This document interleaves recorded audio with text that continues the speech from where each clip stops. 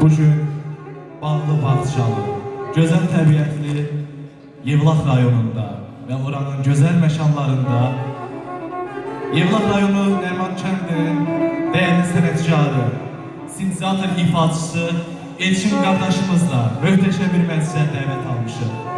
Və çox inanırıq ki, güvənirik ki, bugün Elçin bəyin ifasında gözəl musiqilərlə və ürəyimizdəki gözəl arzularla, şeirlərlə, arzu diləklərlə qonaqlarımızın könlünü xoş edəcəyik.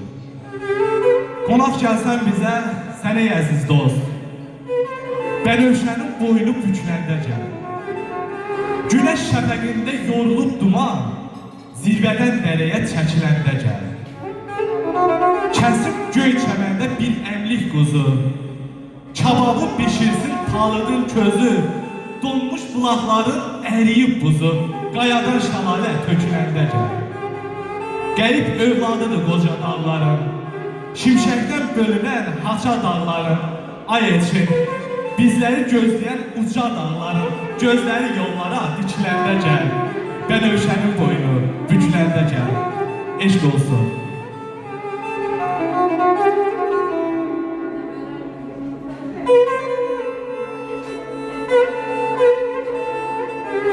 Bir naşının vəfasızın əlində bıça döndü, alanmadı ömrümü.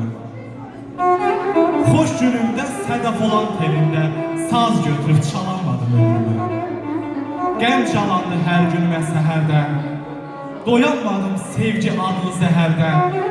Laf qolcaldım, əldən düşdüm qəhərdən, yaşamadım cavan kimi ömrümü. Soltan köçər bu dünyadan tükənsə, söz sinədən, dərd ürəkdən sökülsə, el yığılıb aləm bura tökülsə, açanlara tükənmərəm ömrümü. Yaşamadım cavan kimi ömrümü.